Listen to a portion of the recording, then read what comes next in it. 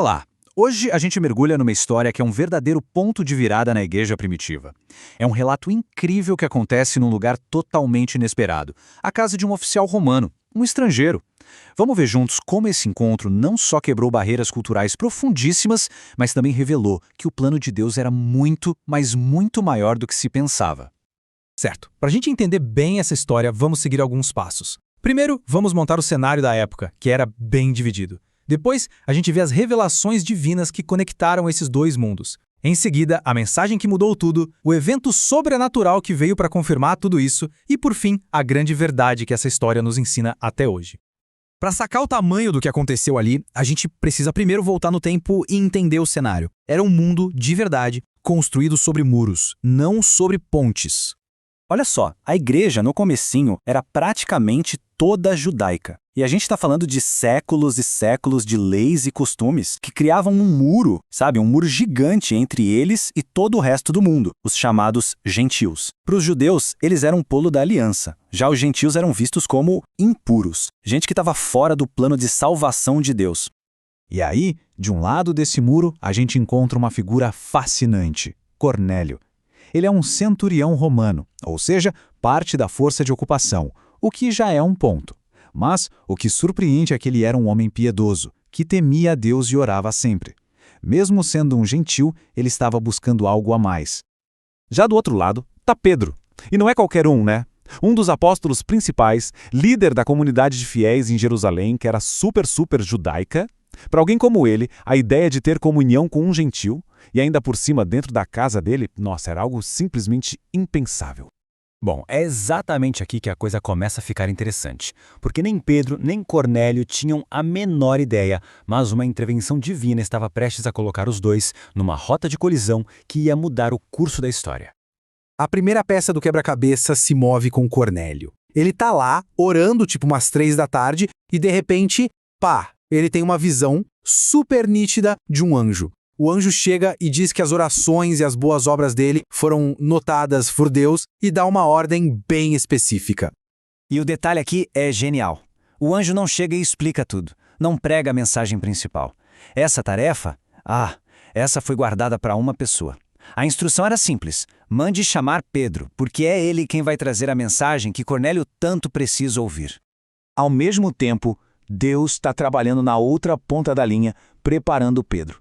E como? Com uma visão que deve ter deixado ele de cabelo em pé, que desafiou tudo que ele acreditava sobre o que era puro e impuro. Era Deus preparando o coração dele para o que estava por vir.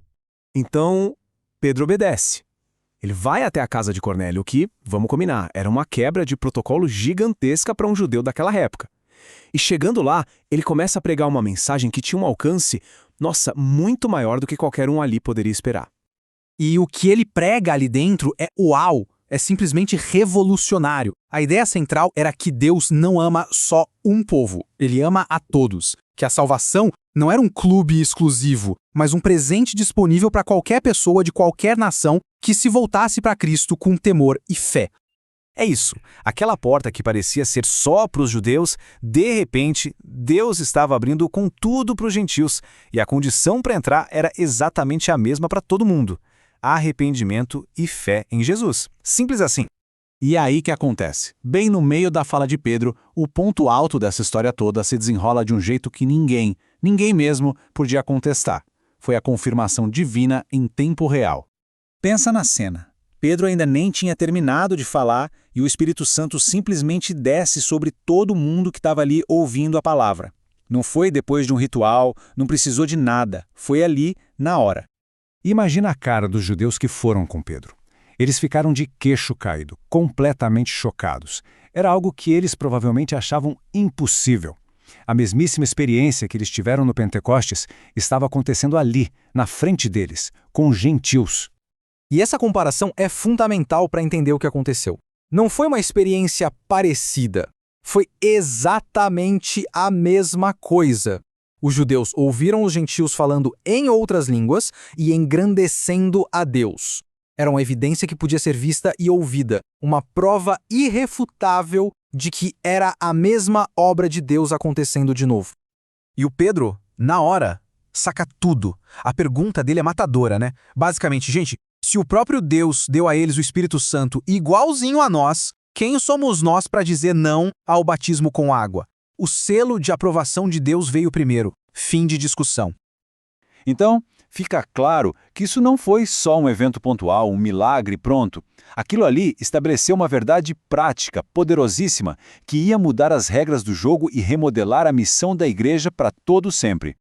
A grande lição é essa. Para Deus, não existe essa de acepção de pessoas. Ou seja, ele não tem favoritos, não olha para a nacionalidade, para a cor da pele ou para o status social de ninguém. Isso quer dizer que o preconceito racial e o favoritismo não têm o menor espaço no plano dele. E é aqui que a gente chega no ponto central. A comunidade de fé, a igreja, é chamada para ser justamente isso, uma fraternidade espiritual. Um lugar onde essas distinções que o mundo cria, como raça e cultura, que tanto dividem, simplesmente perdem a força diante de uma unidade muito maior. No fim das contas, essa história de Pedro e Cornélio não é só para ficar no passado, né? Ela joga uma pergunta no nosso colo hoje. Assim como Deus usou essas duas pessoas para derrubar um muro que parecia intransponível, quais são as barreiras culturais ou sociais do nosso tempo que nós somos chamados a romper com essa mesma mensagem de amor? Fica aí a reflexão.